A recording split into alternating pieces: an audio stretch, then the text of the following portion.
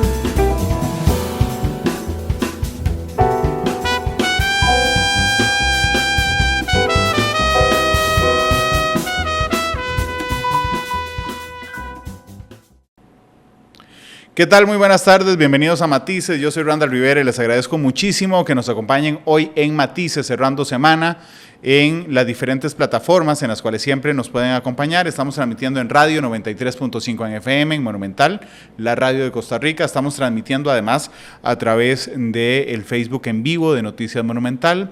Esta noche nos pueden observar en Canal 2 y además usted puede, una hora después de terminar el programa, descargar o escuchar en línea en podcast, en Google Podcast, Apple Podcast y Spotify. Además pueden comunicarse conmigo, plantearme preguntas, reportes de sintonía a través del Facebook, por supuesto, de mi Twitter, que es Randall Rivera V, o del número de WhatsApp de Radio Monumental, que es 899-35935, 899-35935. Muchas gracias por estar conmigo. Hoy me acompaña el doctor Marco Vinicio Bosa. Doc, bienvenido. Muchísimas gracias, Randall. Tengo asegurado audiencia por su club de fans. Así es la cosa. Saludos. Siempre que viene revientan. Saludos al doctor Bosa. Saludos al club de fans, a todas las personas que nos están acompañando. Una bonita tarde, un bonito día. Vamos a ver qué tal nos va de fin de semana. Ojalá que muy bien a todos. Doc, hoy lo invité a hablar sobre los cuidadores, que es una parte fundamental que muchas veces pasa muy desapercibida para todos, para el sistema de salud, para el sistema de trabajo, para todo el mundo. ¿Qué es un cuidador, doctor? Porque uno podría pensar solo que los cuidadores son las personas que se dedican 100% a cuidar a otras personas, pero correcto. Más bien cuéntemelo usted, cuando me lo dice, ¿a qué se refiere? Cuidador es la persona que asegura el cumplimiento de las necesidades básicas humanas para una persona que no las puede suplir por sí mismo, para sí mismo. Okay. Estamos hablando de que todos nosotros los seres humanos tenemos una serie de necesidades. Algunas las catalogamos de primera línea, otras de segunda línea. Las necesidades de primera línea son las necesidades básicas de todo ser humano, a saber, alimento, ropa y techo. No toda persona puede en un momento de su vida suplirse a sí mismo estas cosas y por lo tanto depende de otras personas, personas de buena fe, parientes o empleados gubernamentales o estatales que se encargan de suplir estas necesidades. El punto está en que la tradición de cuidar al enfermo, de cuidar al minusválido, de cuidar al de alguna manera discapacitado es milenaria. Siempre ha existido. En algún momento se centraba más en los templos sagrados, en la antigua Grecia, etcétera, pero eran sitios de paso. Eventualmente en Europa empezaron a surgir en el contexto de las organizaciones religiosas los albergues y los hogares de estancia prolongada que eran más parecidos a lo que nosotros llegamos a llamar un hospicio. Los hospicios con el tiempo se cambiaron en cuanto a definición y se convirtieron en hogares para personas desahuciadas o en hogares para personas muy añosas, muy ancianas, con deterioro cognitivo y con pérdida de facultades. cada país europeo y eventualmente cada país del mundo desarrolló una serie de instituciones en las que se trataba de buscar la forma de asegurar estas necesidades para diferentes poblaciones. Entonces en Costa Rica surge el hospicio de huérfanos, en el hospicio de o el asilo de ancianos, ¿verdad? Para ancianos teníamos asilo, es decir, un sitio de hospedaje prolongado. Y de igual manera, diferentes organizaciones religiosas tenían sus albergues, como todavía los tenemos hoy.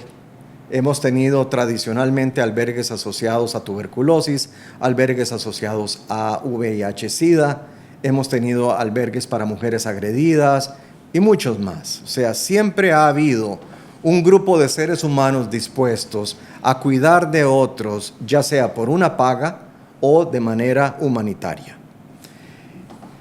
Durante las últimas décadas, en Costa Rica sobre todo, hemos estado observando una transformación de un montón de legislaciones y de formas de cuidar a las personas. En este momento, Randall, tendríamos que hacer un paréntesis y hacer recordatorio de que el bien más importante de cualquier ser humano es su propia vida. Y el Estado costarricense se declara custodio de la vida humana. Lo hace a través de una serie de instituciones que le dan a la persona seguridad física, seguridad económica, seguridad de muchas índoles.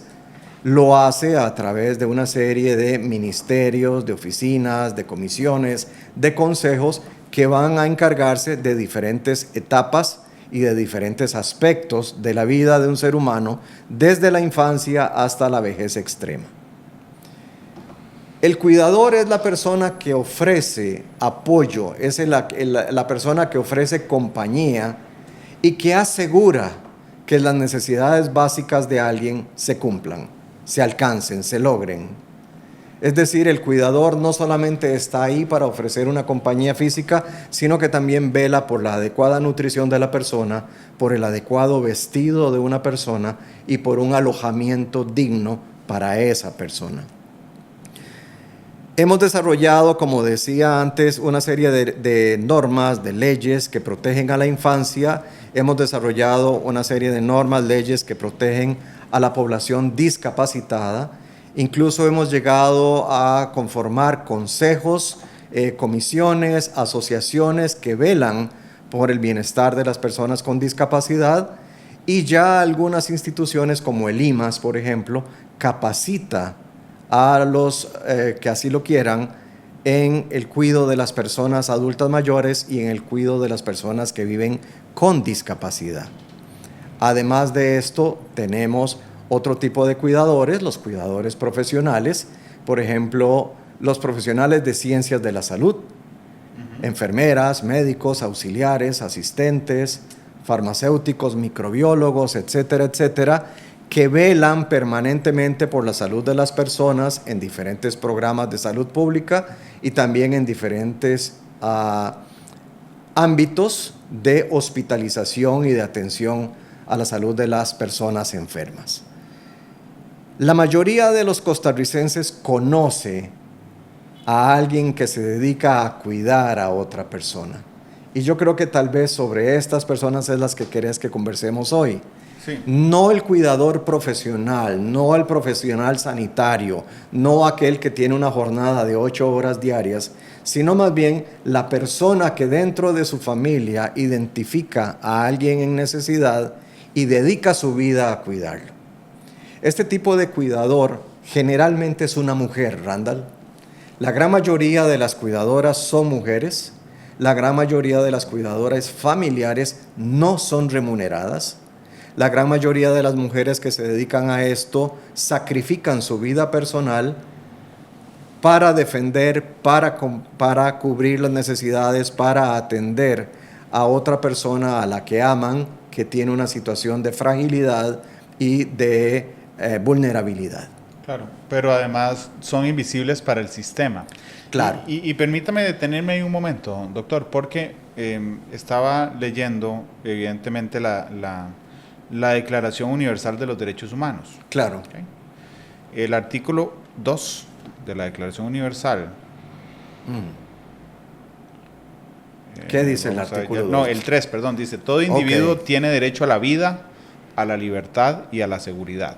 ¿Ok? Y el artículo 25 de la Declaración Universal de los Derechos Humanos, del cual Costa Rica además es firmante, dice, toda persona tiene derecho a un nivel de vida adecuado que le asegure, así como a su familia, la salud y el bienestar, y en especial la alimentación, el vestido, la vivienda, la asistencia médica, los servicios sociales necesarios. Tiene asimismo derecho a los seguros en caso de desempleo, enfermedad, invalidez, viudez, vejez y otros casos de pérdida de sus medios de subsistencia por circunstancias independientes de su voluntad.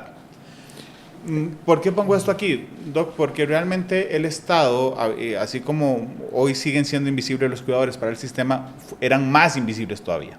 Correcto. Entonces, lo que nos dice la legislación internacional y la nacional, porque nosotros somos firmantes de la Declaración Universal de los Derechos Humanos, es que el Estado tiene que responder, yo me imagino en una situación particular, yo llego y digo, y caigo enfermo, postrado, ¿verdad? Sin cura. Y el Estado lo que me dice hoy es, o lo que me decía hace unos años es, ok, tome, ve a ver quién lo cuida, porque realmente yo le doy la atención, mando a equipos a verlo a su casa, que le den el medicamento, pero usted necesita a alguien... El equipo de Levi's. Ajá, pero usted necesita a alguien que lo atienda, usted que lo vista, que lo limpie, que lo bañe. A las 2 de la mañana cuando tiene el ataque de tos, a las 3 cuando tiene el ataque de vómito. Pero el Estado no garantiza eso, sino que delega en mi familia, ok, esa situación. Y lo otro es que está bien, la delega, ¿ok? Pero realmente decía yo que se vuelve invisible el sistema porque si yo le pido a alguien que deje de trabajar para hacer eso, pierde un ingreso porque el Estado no le va a remunerar, pierde un seguro porque el Estado no va a asegurar al cuidador o no iba a asegurar al cuidador momentáneamente. Esto ha ido cambiando en los últimos años, hoy hay garantías y leyes que lo permiten. Exacto. Pero hasta hace 15, 20 años, Doc, era invisible, o sea, el cuidador era una responsabilidad familiar con un sacrificio familiar del cual el Estado no respondía en ninguno de estos artículos. Tenemos que entonces poner sobre la mesa el tema del estilo político de nuestro gobierno. Una cosa es el Estado costarricense y otra cosa completamente diferente es el equipo de personas que defiende las necesidades del Estado, equipo al que llamamos gobierno. Hay gobiernos de gobiernos, hay estados de estados. Los estados responden a ideologías políticas, a formas de hacer las cosas y dependiendo de la ideología podríamos tener más o menos protección social. Costa Rica se ha determinado a sí misma como un estado democrático, libre, un estado con autoelección de gobernantes, etcétera, etcétera. No nos vamos a meter mucho en eso. Pero ciertamente, al igual que la Declaración Universal de Derechos Humanos, Costa Rica declara en su acta, en su Carta Magna, que el bien máximo del ser humano es su vida. Artículo 21, cuando dice la vida humana es inviolable.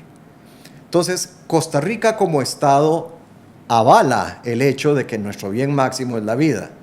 Y de acuerdo a lo que el mismo gobierno costarricense determina, en la Ley General de Salud, la custodia de la vida se hace a través de la custodia de la salud.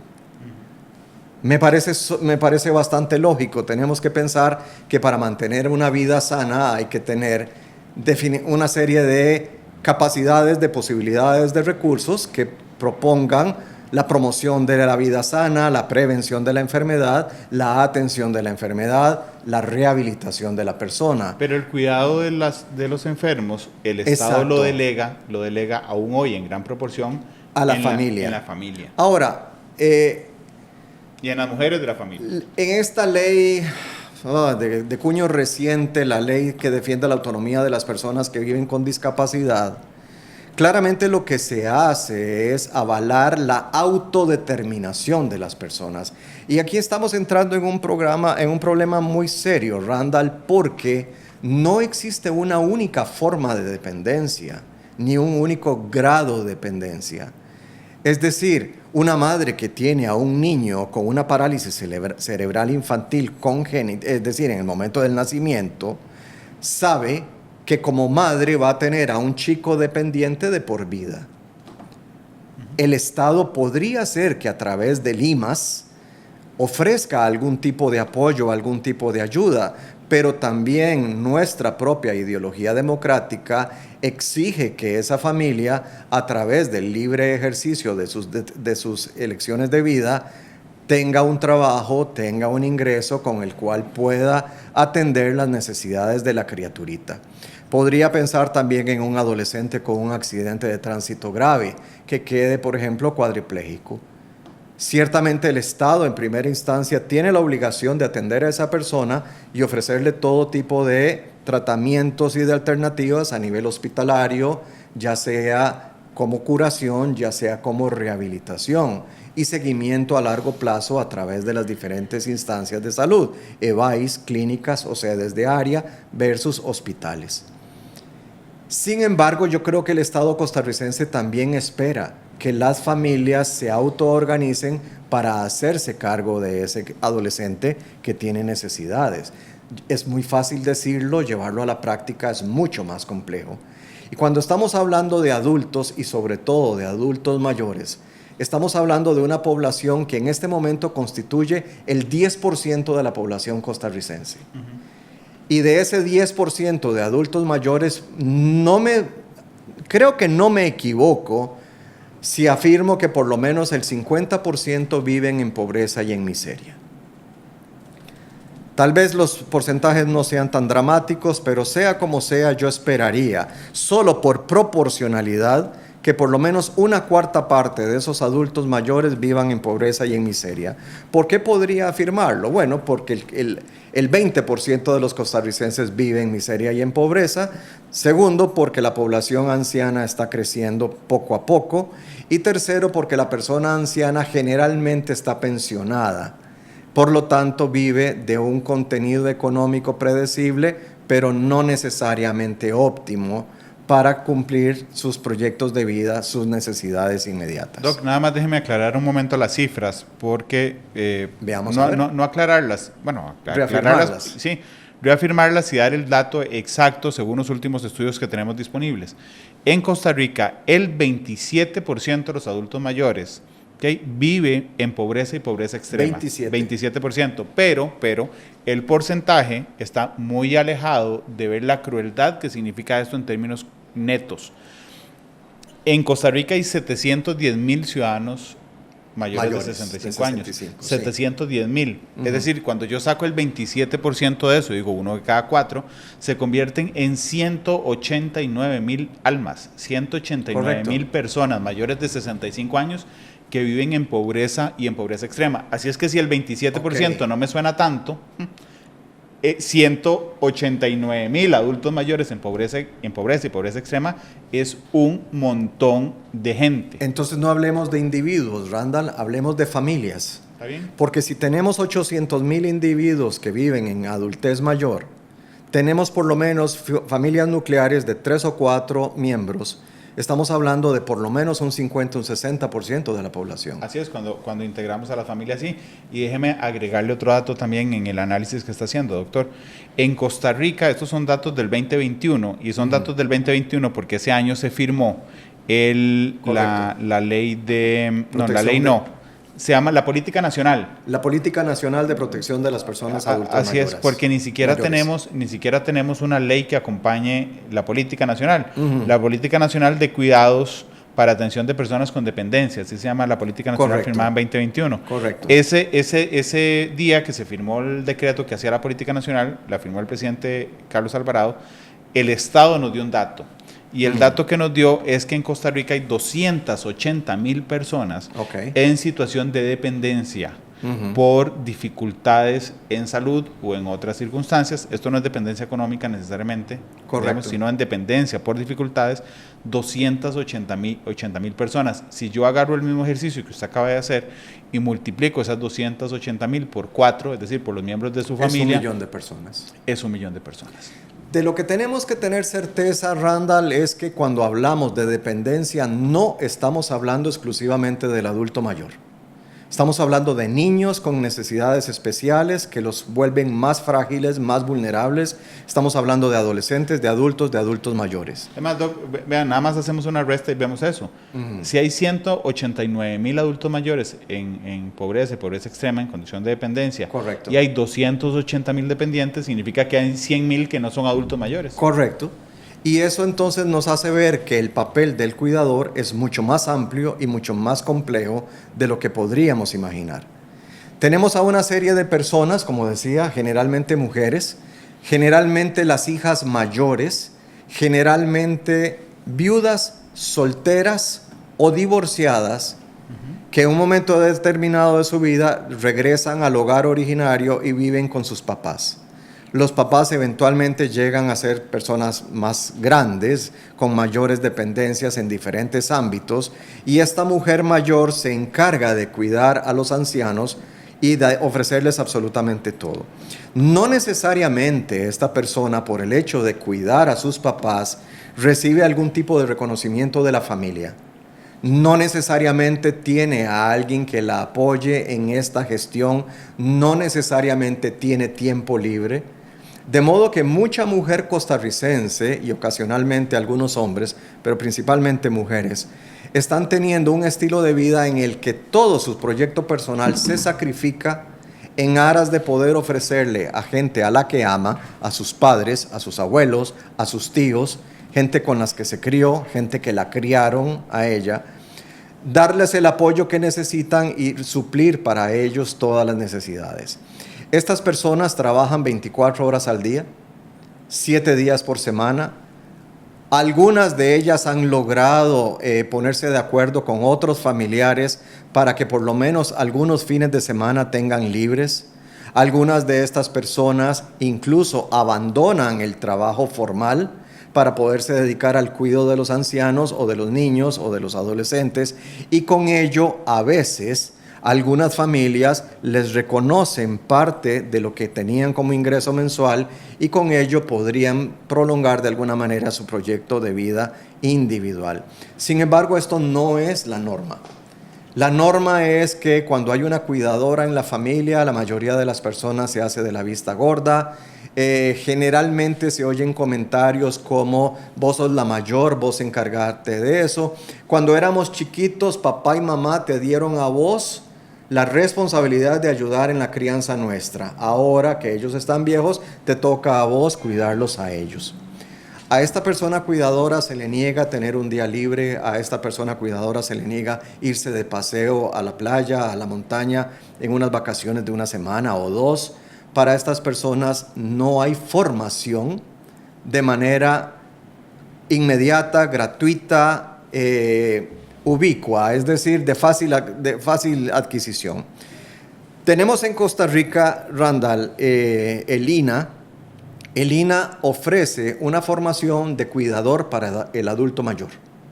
Este es un curso que dura aproximadamente unos 2 años y sale la persona titulada con una tecnicidad que le ofrece la posibilidad de trabajar, pero al trabajar profesionalmente cuidando a adultos mayores, va a estar en hogares de habitación prolongada, va a estar en asilos, va a estar en sitios de cuidado, en sitios de, como se llama ahora, hogar diurno o hogar de día, y va a tener una jornada de 8 o 10 horas que van a ser remuneradas con un salario, pero después de esto ya no hay mayor obligación ni exigencia. Es un trabajador con todas las garantías sociales.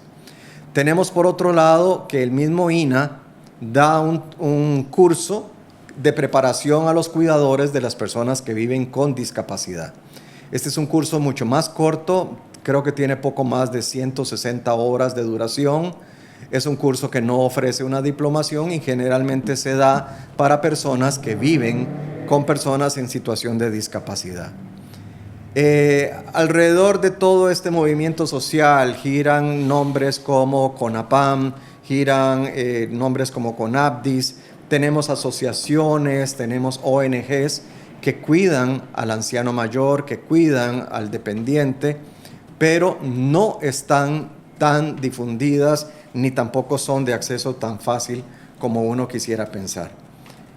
La pregunta que nosotros nos hacemos, Randall, es ¿quién cuida al cuidador? ¿Quién le enseña al cuidador a cuidar a otras personas? Y simultáneamente, ¿quién le enseña al cuidador a cuidarse a sí mismo? Este es un asunto muy serio que requiere de muchísima atención. Ciertamente, como bien lo has dicho, el Estado tiene un grado de responsabilidad mayúsculo, toda vez que la vida y el bienestar de las personas depende del Estado. Yo quisiera declararme un poquito más abierto, un poco más libre en ese sentido, y yo creo que también la iniciativa privada es necesaria y es muy válida. Sí. Doctor, nada más déjeme agregarle otro dato a ver. lo que está contando. Hicieron un estudio de quiénes son los cuidadores en Costa Rica, en 2021 también. El 89% de los cuidadores son miembros de la familia. Ahí está. ¿Okay? Ahí está. El 75% de los cuidadores son mujeres. Me sorprende, creí que era más. Yo también pensé que era más. Y el 63% de esas mujeres cuidadoras tiene entre 40 y 69 años. Dos terceras partes de las cuidadoras están entre 49 y 60. Entre 40 y 69. Entre 40 y 60. Bueno, vea qué interesante. Generalmente es una persona más madura, es una persona que ha llegado a un momento de su vida en la que replantea metas, propuestas, propósitos. Pero además que está en edad productiva. Es una persona económicamente productiva en potencia. Sí.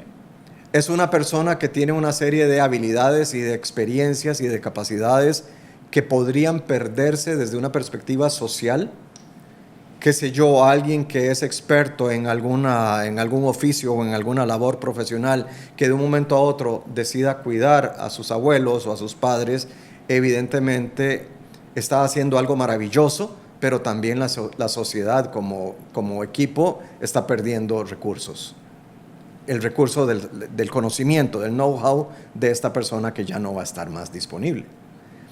Entonces, el asunto es ese, Randall. ¿Quién le enseña al cuidador a cuidarse? ¿Quién le enseña de qué tiene que cuidarse? ¿Cómo tiene que promover salud? ¿Cómo tiene que prevenir enfermedad? Nos estamos quedando cortos en ese sentido. Yo creo que tenemos medios para tener programas o proyectos de educación colectivos mucho más numerosos, mucho más presentes. Creo que un recurso de libre demanda puede ser algo en línea, por ejemplo, o algún tipo de organización con reuniones presenciales, podría dedicarse a hacer este tipo de labor. ¿Qué es lo que estamos buscando? Primero, que el cuidador defienda su salud física. Está claro que está muy bien que se dedique a lo que se dedica, pero tendría que tener un número de horas tope por día, no 24 horas al día, sino tener un refuerzo, tener un relevo. De tal hora a tal hora yo me dedico a los abuelos, pero de tal hora en adelante es la otra persona o las otras personas. Esta persona que cuida debe tener una buena nutrición, pero generalmente pasan tan estresados y con tantas necesidades y tanta exigencia que tienen niveles de cortisol muy elevados y se sobrealimentan con carbohidratos.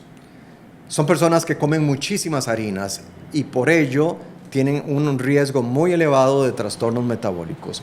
Los cuidadores generalmente están en la casa, salen para ser mandados, pero pronto regresan al hogar. Esto los podría catalogar en un estilo de vida relativamente sedentario, relativamente. Cierto que hay gran esfuerzo a la hora del baño de los adultos o a la hora del cambio de ropa o de pañales, etcétera, pero en general la capacidad de cultivo del cuerpo humano, de la salud física, de la salud muscular, está dejándose de lado y eso puede promover descompensaciones diabéticas, descompensaciones de colesterol, triglicéridos, problemas de sobrepeso, diabetes mellitus, etcétera, un montón de cosas. Aparte del cuerpo, Randall, ¿quién educa a estas personas en lo emocional? ¿Cómo se liberan emocionalmente estas personas? ¿Dónde tienen un desahogo?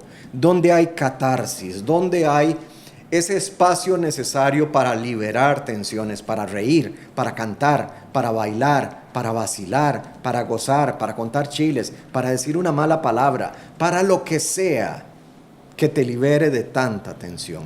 Nos estamos quedando muy cortos y una simple subvención del Estado no basta para darle o para aportarle bienestar a estas personas. Doctor, permítame ir a una pausa. Es la primera pausa comercial que vamos a hacer hoy en Matices y regresamos para profundizar en cada uno de los aspectos que usted ha tocado de la importancia de las horas de las horas de trabajo o las horas de descanso, las horas de sueño, que son diferentes a las horas de descanso, la comida, la nutrición de los cuidadores, los días libres, el estrés, Correcto. la luz, el sol, las emociones y la alegría.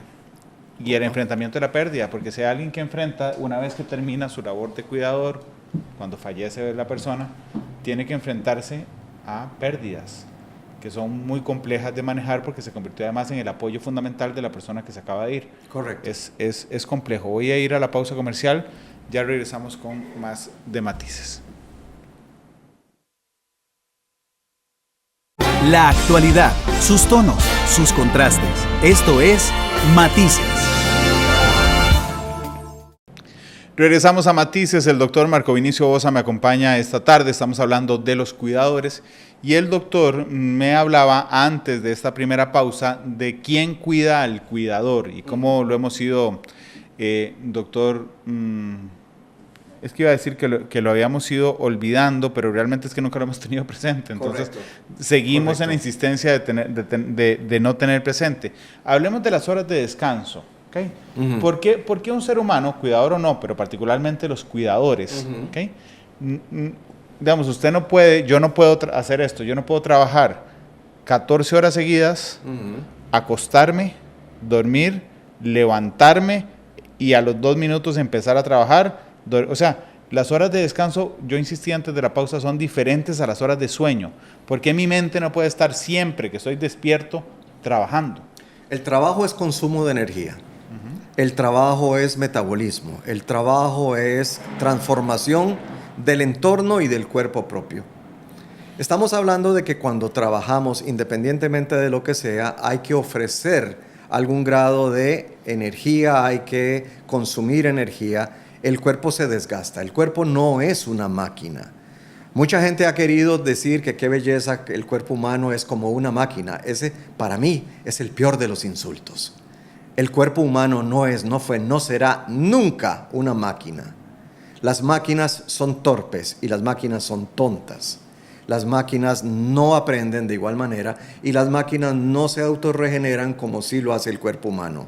El cuerpo humano es un animal de costumbre. El cuerpo humano necesita ritmos y lo que sucede a lo largo de 24 horas lo describimos como ritmo circadiano, es decir, cerca de un día, circadiano. En este ritmo hay momentos de sueño, hay momentos de sueño profundo, hay momentos de sueño liviano, hay momentos de movimientos oculares rápidos, de ensoñaciones y de una serie de cosas más. De modo que el simple hecho de estar en la cama durmiendo no es tan simple ni tan llano como simplemente cerrar los ojos y entregarse. No, hay toda una serie de transformaciones y de procesos que se dan durante el sueño. Durante el día dedicamos nuestra energía a trabajos, a metas, a propósitos, a tareas. El asunto es que todo esto gasta energía, desgasta el cuerpo humano y desgasta el cerebro. ¿Cuántas veces al día late el corazón? Constantemente. ¿Cuántas veces al día trabaja el cerebro? Constantemente. ¿Cuántas veces al día trabajan los músculos? Bueno, depende de los músculos, porque los músculos intestinales trabajan 24 horas al día. Todo esto se acompaña de un desgaste natural y el cuerpo tiene que regenerarse, tiene que reconstruirse, tiene que recuperarse. Y ahí es donde vienen los momentos de descanso cotidianos, por ejemplo, una rica siesta en la tarde, un ratillo de tirarse en un sillón y no hacer mucha cosa, tomarse un cafecito. Estos pequeños breaks o recreos que nos damos pueden ser activos o pueden ser pasivos, pero al fin de cuentas son una pequeña pausa en nuestra labor cotidiana. Nuestra labor cotidiana es estudiar e ir a la escuela. Nuestra labor cotidiana es cocinar y preparar alimentos para la familia. Nuestra labor cotidiana es estar haciendo el jardín, estar arreglando la casa o inventando la nueva maravilla para bien de la humanidad. El cuerpo va a necesitar en algún momento recuperarse y va a requerir de nutrición. Los momentos de alimentación también son pausas en el trabajo habitual dedicadas a nutrir al cuerpo y a ofrecerle nueva energía y todo esto. Cuando una persona cuida a otra, Randall, es muy fácil perder el ritmo de este ciclo circadiano. Es muy fácil empezar a tener problemas porque las personas que viven en dependencia, las personas que están debilitadas, las personas que tienen alguna enfermedad crónica degenerativa, invierten el ciclo circadiano. Y es muy típico la persona mayor desgastada que duerme de día y a las 2, 3 de la mañana está hablando, está participando de una conversación, quién sabe con quién, está exigiendo, llamando, de alguna manera proponiendo que alguien venga a asistirle. Está aburrido, le duele la espalda, se quiere levantar, quiere salir a ver qué está pasando, insiste en ir a preparar el desayuno, son las 2 de la mañana, abuelo, acuéstese, abuela, acuéstese, pero hay una mente que no está bien organizada, que pide otra cosa. De igual manera, un niño enfermo, un niño crónicamente enfermo, perfectamente puede tener periodos de insomnio, puede tener periodos de hiperactividad en las madrugadas, y esto impacta sobre el cuidador. Asumamos que es un anciano que tiene un periodo de insomnio. Durante varias semanas, a las 2 de la mañana, a las 3 de la mañana ya está despierto, ya está llamando a medio mundo para que lleguen a acompañarle, a asistirle, a entretenerle, a divertirle. ¿Qué pasa con esas personas que asisten a ese llamado? Pues a las 5 o a las 6 de la mañana, cuando normalmente se levantan, están agotados. Rompieron el círculo normal, el ciclo normal del sueño, rompieron el hábito y por lo tanto los cuidadores frecuentemente son portadores de cansancio crónico, de fatiga crónica. Entonces, ¿qué hacer con estas personas? No puedes decirle, mira, tómate un reposo, va a decir, ¿y quién va a cuidar de esta persona? O sea, ¿quién me va a sustituir? ¿Quién me va a suplantar? Entran también en juego ocasionalmente, Randall, cuestiones de autoestima. Es que nadie lo cuida como yo. Solo yo sé lo que a ella le gusta. Solo yo sé prepararle el té. Solo yo sé cómo calentarle la tortillita con queso que tanto le gusta. Y decirle a esta persona que le enseñe a otra, que entrene a otra, también puede provocar problemas, también puede ser motivo de disgusto. Estábamos hablando de que el cuidador entrega su vida, la sacrifica para cuidar a otro, pero de lo que no hemos hablado es que a veces el cuidador se vuelve en un codependiente, porque necesita de la persona a la que cuida. Necesita demostrarse a sí mismo que es necesario. Y ahí entran valores como autoestima, plan de vida, autorrealización, etcétera, que también tienen que ser tomados en cuenta y discutidos. Al final del día, Randall, entonces, cuando queremos cuidar al cuidador, tenemos que cuidar la parte física. Es decir, el cuidador también necesita ropa, también necesita alimentación, también necesita reposo y un lugar donde reposar, un techo. Este cuidador también necesita una buena hidratación, necesita recibir sol, necesita salir a hacer ejercicio, necesita desarrollar actividades lúdicas que le den también un poco más de alegría y de tranquilidad interior, que liberen hormonas de la felicidad. Pero el cuidador también tiene una parte emocional. Está solo, hay soledad, hay abandono, hay indiferencia, hay negligencia hacia el cuidador. Esa es una pregunta muy importante, muy interesante. Evidentemente hay un fenómeno de autopercepción, yo me percibo abandonado, nadie se interesa por mí, desde que yo estoy cuidando a mis papás, nadie me pregunta cómo estás, qué necesitas, querés algo en especial. Entonces el cuidador también se siente abandonado. Al cuidador hay que también defenderle la parte mental. Estas personas que tenían una habilidad, que tenían un oficio, que tenían una línea de trabajo, de un momento a otro cortan con esta tradición personal y se dedican a cuidar a una persona, dejando de lado el desarrollo de sus habilidades. Es decir, hay un abandono de las facultades propias del cuidador. ¿Cómo se educa? ¿Cómo aprende cosas nuevas? ¿Habrá forma de mejorar sus habilidades? ¿Habrá forma de darle nuevas habilidades? podría aprender lo que quiera, arte, idiomas, tecnologías, podría incluso sacar una segunda carrera a distancia, pero rara vez se hace, rara vez se estimula este tipo de desarrollo. Doctor, lo de la comida me interesa mucho porque cuando yo veo, y yo estoy seguro que a esta altura del programa todos identificamos alguna historia familiar Claro. que pegué con esto. En mi familia paterna, Orieta, prima mía, que en paz descanse, y que le mando un agradecimiento enorme hasta el cielo. Orieta cuidó a mi bisabuela, a mi abuelito y a mi tío Ya ve. y a su mamá. Cuidadora de oficio. Absolutamente, ¿verdad? Y recuerdo, ahora que estaba hablando de la comida, que Orieta comía la comida que le hacía a quien cuidaba. Correcto. Porque no le parecía eficaz No, decirle, tener dos cocinas simultáneas, ¿no? hacerle a Correcto. Olga, su tía, hacerle a Correcto. Olga comida, un tipo de comida a quien cuidaba, hacerle un tipo de comida y hacerse otra a ella que ella necesitaba, terminaba comiendo, adoptando la dinámica de consumo Interesante, de quien Randall. cuida. Qué interesante. La persona que está siendo cuidada tiene un problema de tránsito gástrico o de sistema digestivo, digamos. Tiene un problema de tránsito digestivo. No logra tragar bien. Por recomendación de los profesionales médicos, esta persona tiene una dieta blanda papilla. Así es. La dieta blanda papilla tiene un tiempo de elaboración similar al de la dieta normal, más el tiempo de convertirlo en puré y en papilla. Es decir, es un poco más prolongada en algunos aspectos. Entonces, por razón de tiempo y por razón de sentido práctico de la vida, Orieta decide que entonces ella también va a comer una dieta blanda papilla. Así es.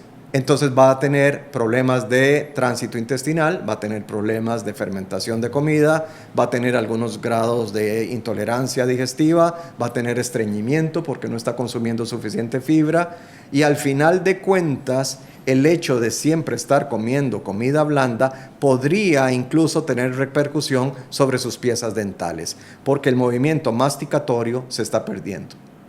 Entonces, hay un deterioro de la vida, de la calidad de vida, del bienestar del cuidador, cuando el cuidador adopta los hábitos de la persona cuidada. Ese es un problema. El otro problema es que la persona que está siendo cuidada no necesariamente puede salir del hogar. Y por lo tanto la cuidadora se encierra en el hogar y no sería raro pensar en un déficit de vitamina D como consecuencia de la pobre exposición al sol. Podríamos pensar mujer de 50 y tantos años, posmenopáusica, que tiene menos ejercicio físico, que no practica deporte, que no sale de la casa, va a donde el médico, le hacen exámenes, le sale el colesterol alto, le salen los triglicéridos altos, posiblemente vaya a tener problemas de osteopenia e incluso de osteoporosis.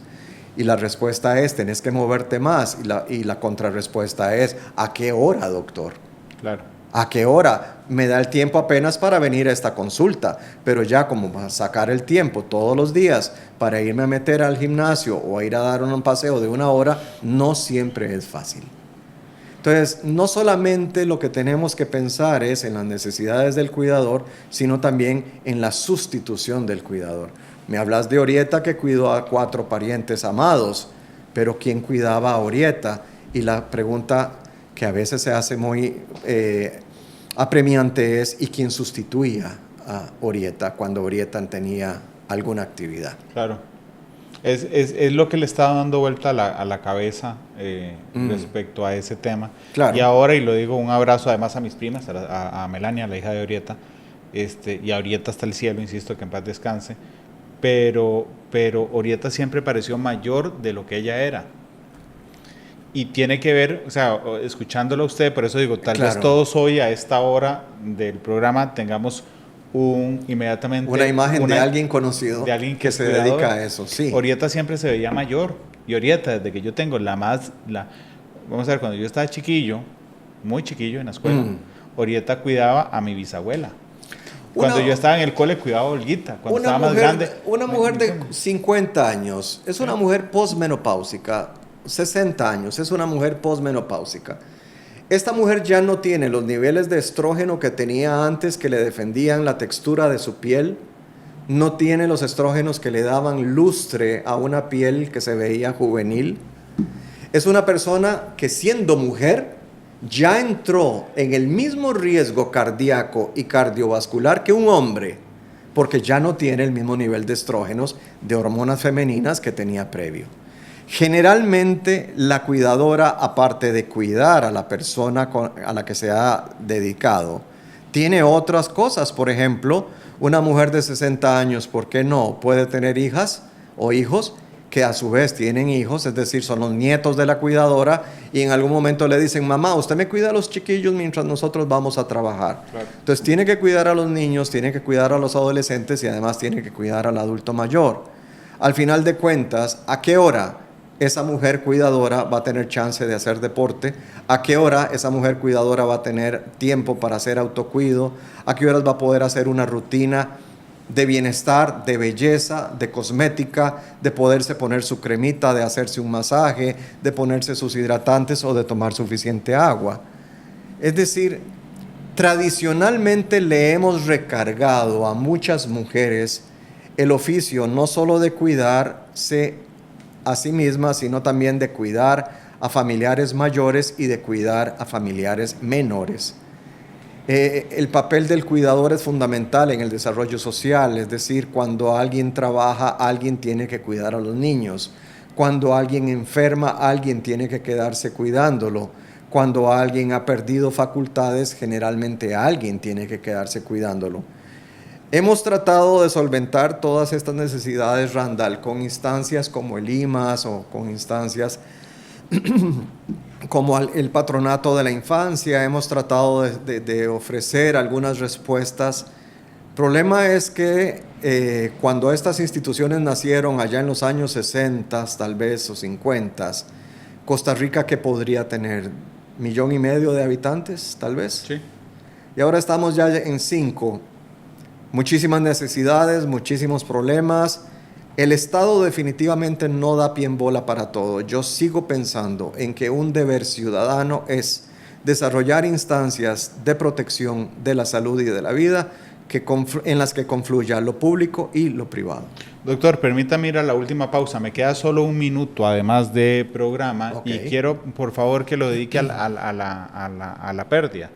Voy a poner el mismo ejemplo de Orieta. Falleció mi bisabuela, falleció mi tía, falleció mi tío, falleció mi abuelito, falleció Orieta. Que además estaba devastada por cada vez que se moría alguien que ella cuidaba. Por supuesto. Entraba. Quiero saber cómo manejar eso, doctor, que debe ser un impacto emocional muy, muy fuerte. Voy a la pausa, regreso con más. Analizamos los tonos de la actualidad, exploramos sus contrastes, matices. Gracias por estar con nosotros en la recta final. El doctor Marco Vinicio Bosa me acompaña esta tarde. Doctor, le planteaba antes de la pausa la pregunta: ¿cómo preparar al cuidador también para enfrentar la pérdida, que es un golpe emocional fortísimo? El cuidador convierte el acto de cuidar en su propia autoestima. Ese es su plan de vida, esa es su meta, esa es su proyección. Abraham Maslow hablaba de las necesidades del ser humano y las necesidades básicas, ya las hemos mencionado, han sido cubiertas. Pero la cima de esta pirámide de necesidades es la autorrealización. Esa es la aspiración máxima de un ser humano, vivir una vida en la que se sienta realizado. El cuidador convierte el acto de cuidar en su autorrealización.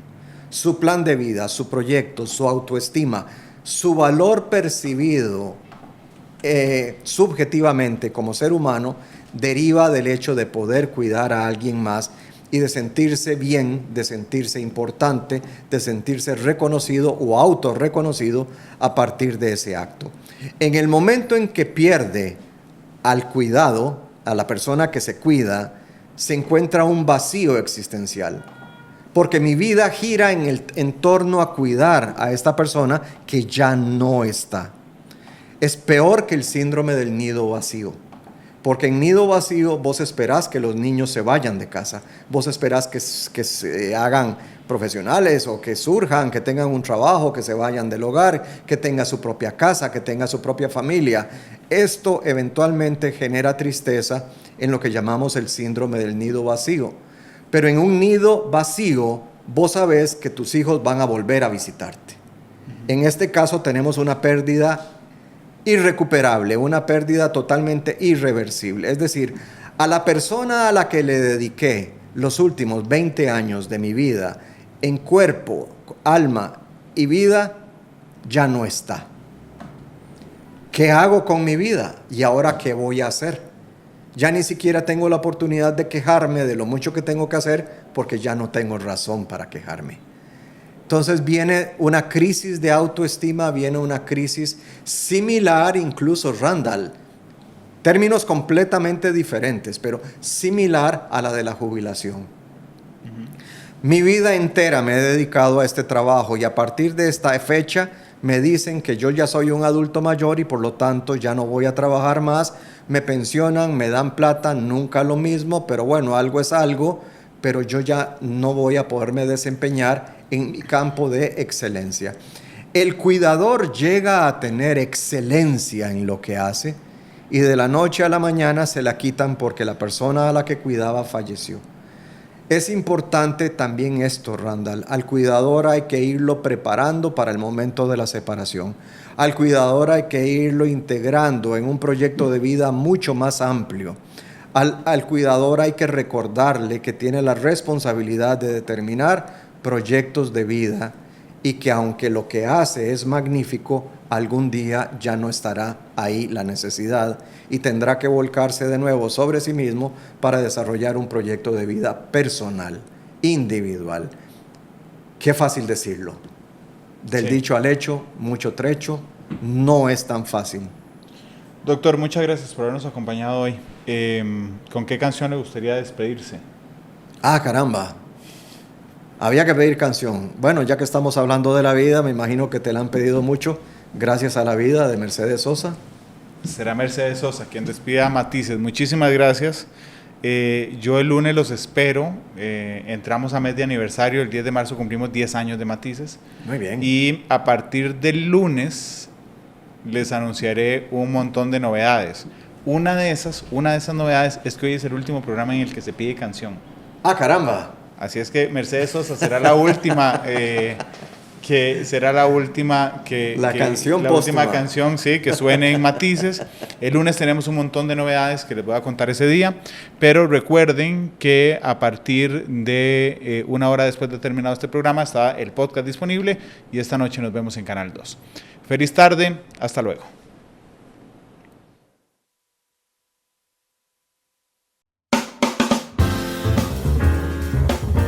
Todas las perspectivas, cada punto de vista. Exploramos la realidad y cada uno de sus tonos. Esto fue Matices por Radio Monumental.